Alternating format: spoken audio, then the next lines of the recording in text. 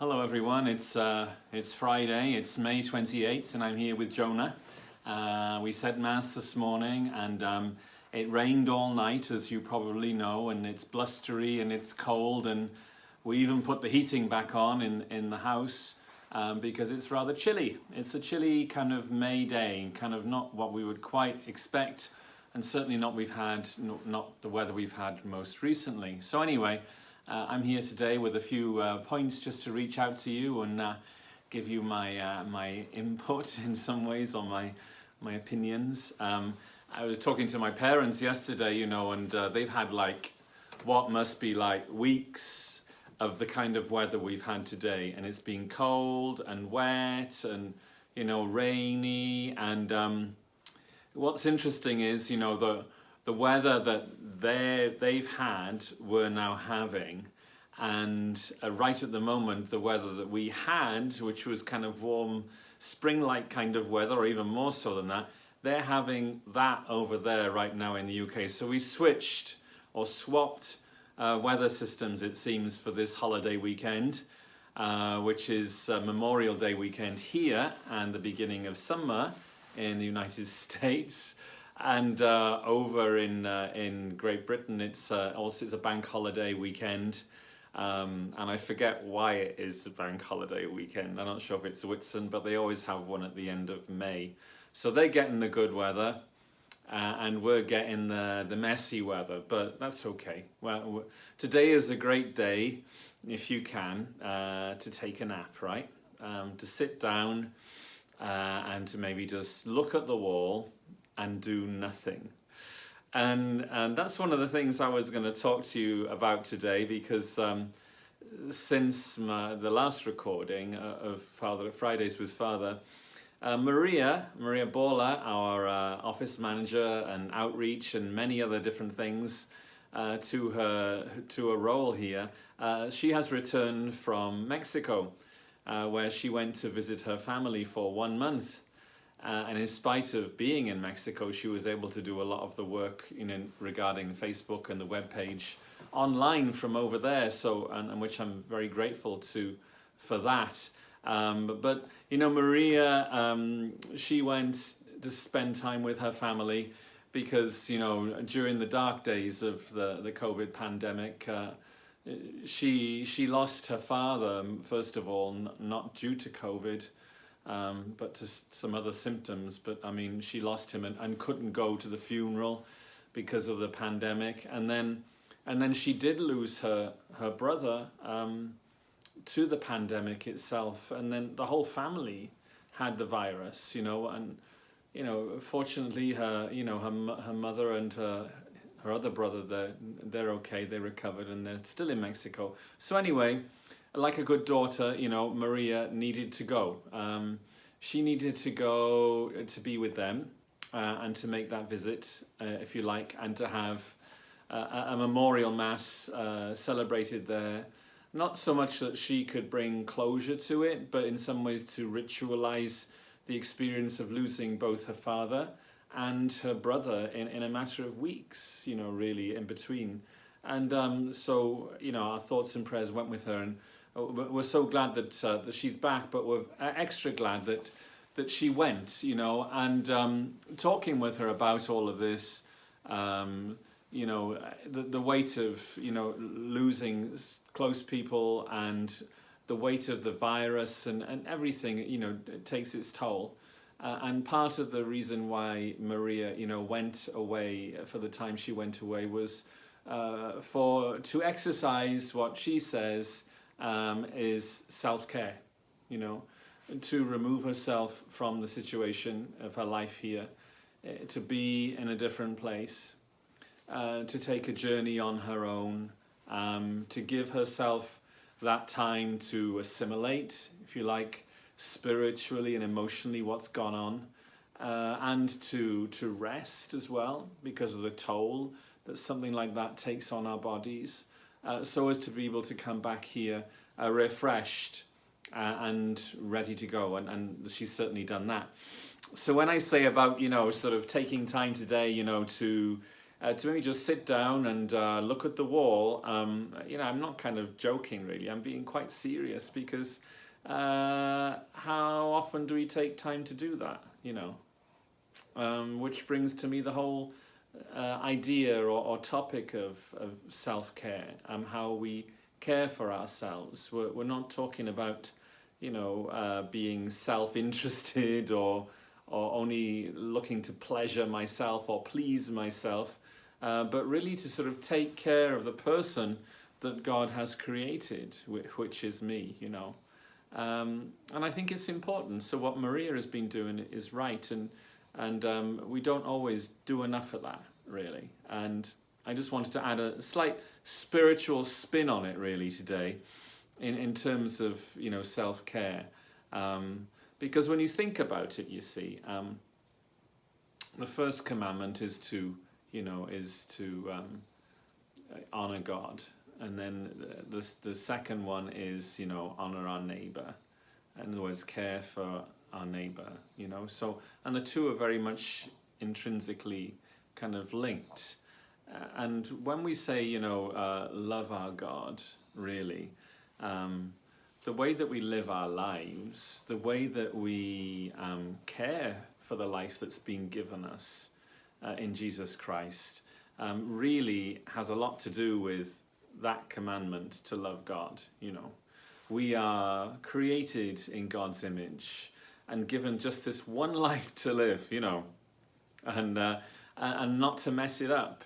And I'm not talking about being successful or achieving or doing.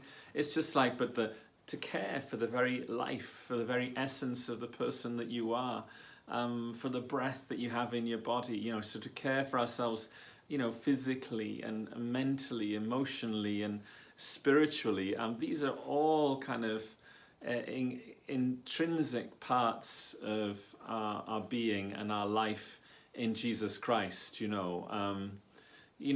Obviously,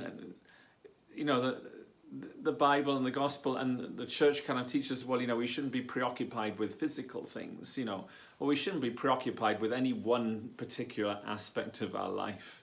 We should look at ourselves in a more holistic way and realize that what's been given to us is gift, and my love of God is expressed by the way I take care of myself and my life, so as then to be able to love the neighbor who is given to me to love. So it's all tied up, I think, with the fact that that our life is given to us, really as a gift, and it's not ours. It's kind of been given to us on loan, if you like, for us to take care of, so that when we hand it back, we got something which is taken care of. It's not just like trashed, So self-care is important.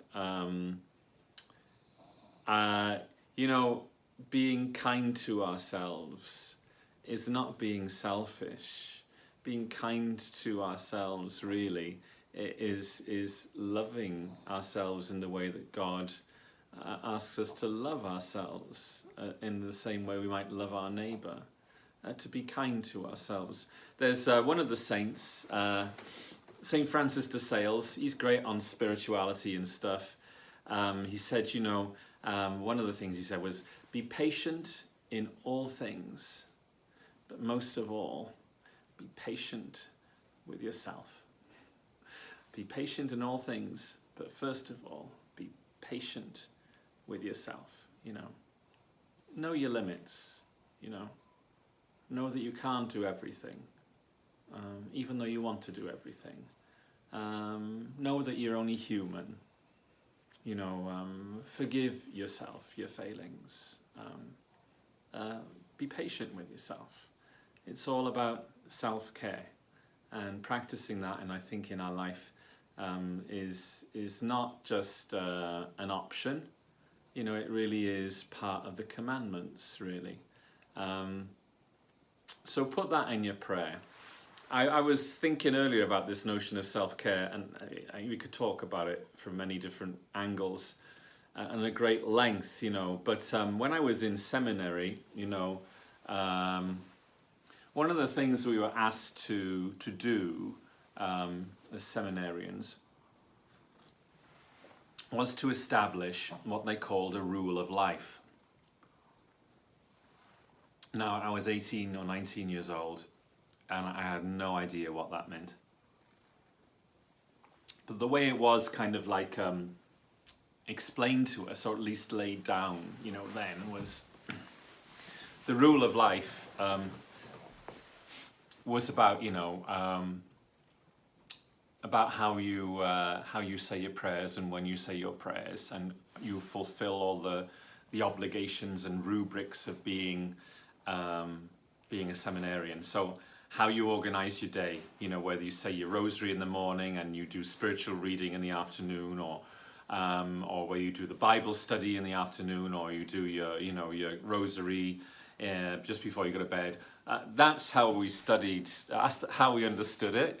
And I just remember going to the rector and explaining what my rule of life was, and he just took, what I said to him. Was like, well, I do this at this time, and this at this time, and this at this time. And he never challenged it, but I guess in some ways he kind of saw that what I was saying was a bit simplistic and not really grasping what he meant.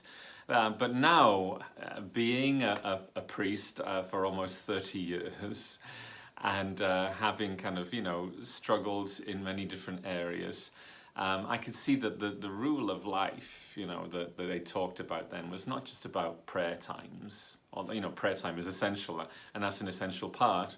But it was more about, how do you take care of yourself, as a servant of God and a servant of the Lord, as a servant of the people that you serve in your parish, do you know how to take care of yourself? And that's what they were trying to do in seminary. They may have not done it very well, although all these years later, I'm still here, and I'm reflecting on, what they tried to tell us then, so maybe it wasn't such a bad thing.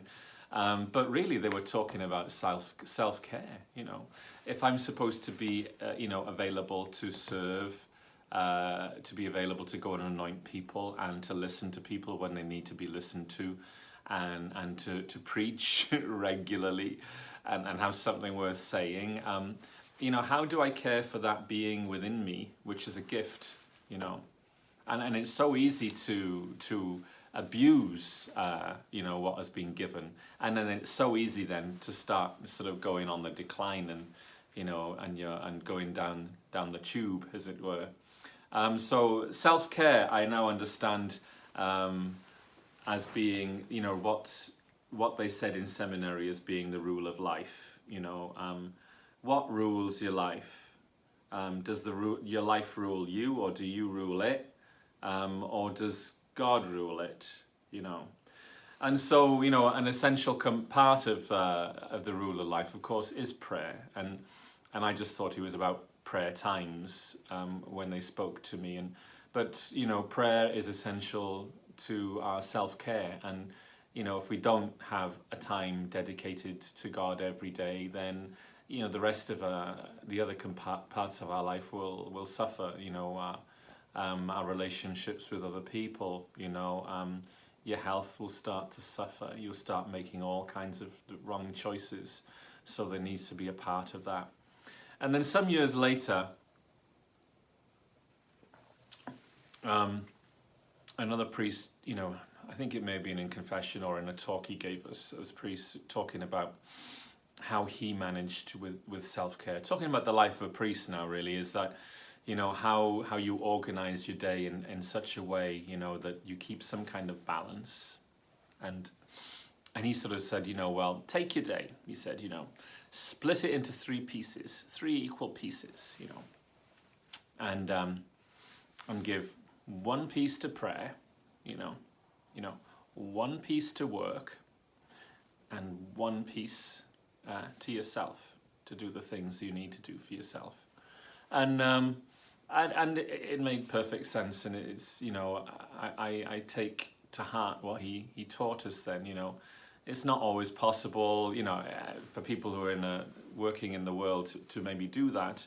But when you think about it, that we need to sort of not compartmentalized, but there need to be certain times which kind of like become sacred for self-care. So there's a chunk of time in our day which there are things that have to be done. So we have to work, whatever it is, 8 hours if you're working in some place, you know, or things that need to be done in the house, tasks that you have to do. There's work, right? Stuff that needs to be done, you know.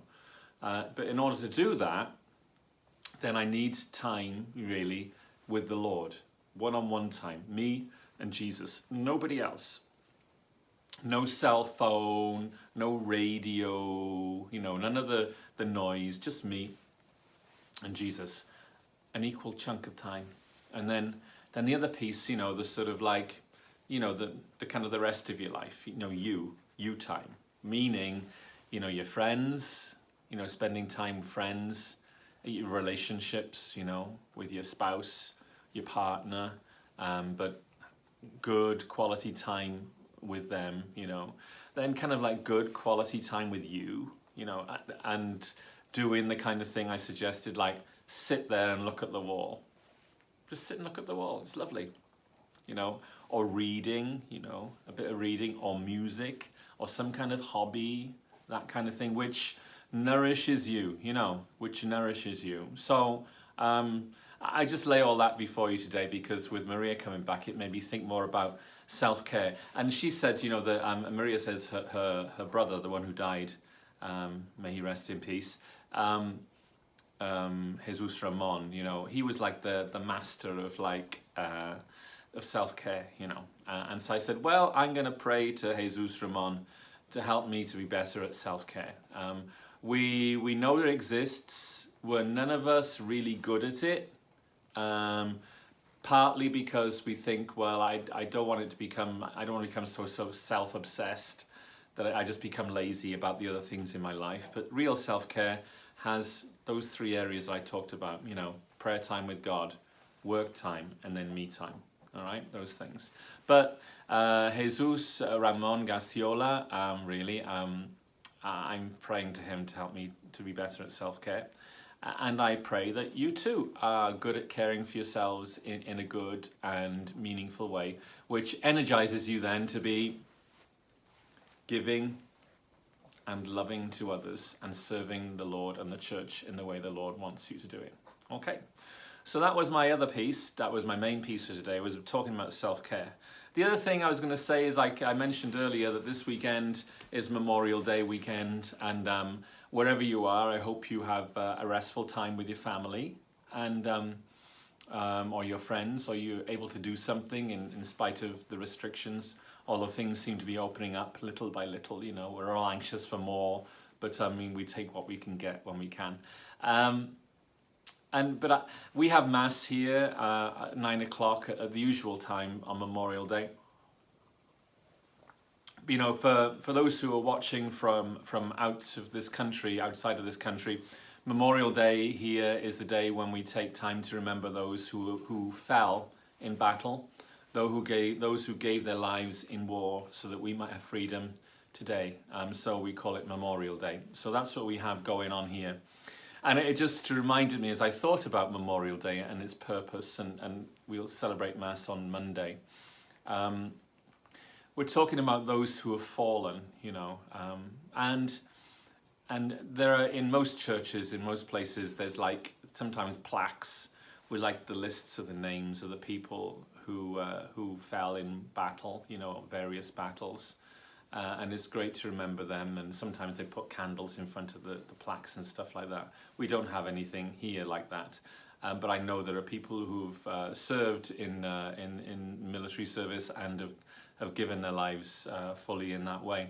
But what I'm thinking of today is like all those people who fell in battle, you know, but were forgotten, you know. And the purpose of Memorial Day is for us not to forget, but to remember them in prayer. You know, and I think of, you know, most people nowadays, if they die in battle in war, we know who they are, or they have dog tags and stuff like that. But when thinking back to things like the Great War, the First World War, a lot of people died and their bodies were never recovered. And probably been completely forgotten. Their remains were never buried and stuff like that, and so they fell and they were forgotten. So I think we should take a moment, this coming weekend to remember them and to say a prayer for them and to be grateful for them, because they enable us to be here to this day. But the other thing I was going to say about Memorial Day, which is nice, is that, actually this year it coincides with the Feast of the Visitation of the Blessed Virgin Mary. That day when, Mary, finding out that she was going to give birth to Jesus and bring salvation into the world, she ran hastily to go and see her cousin Elizabeth in the hill country of Judah, and it was very hilly. And it took a long time to get there. I'm not sure how long to get there from Nazareth, but I am guessing she went on a donkey or she walked. But anyway, it took a long time to get there, and the sole purpose there was to express the joy and to give her the news and share the joy with somebody else. And Elizabeth herself was, also pregnant with John the Baptist, and so it was two mothers-to-be sharing their joy. And we celebrate that this coming Monday. And the point I wanted to make about that is, when we talk about, people who died in battle, they fell in battle. We sometimes forget, I think, maybe that, that when they fell in battle and they lost their lives in the war, that very often the parents, and especially the mothers, they fell with them. Their hearts fell, and their lives were never the same again. And so especially on Monday when we celebrate Memorial Day and we celebrate the Feast of the Visitation and we talk about motherhood in that way and the joy of it, we'll also pray for those mothers who have lost children in battle, in war, who have fallen with them, spiritually and mentally and emotionally for their healing, and to maybe carry a bit of the wound with them as we pray on that day. So anyway, there you are, Memorial Day, and I look forward to seeing you if you're able to be there. Apart from that, it's the weekend is approaching and it's Trinity Sunday, and I've got to preach on Trinity Sunday. It's one of the most difficult things to talk about. The trick is try not to explain it. Anyway, nice to be with you. Be joyful, keep the faith, and I'll see you all soon. Take care. Bye.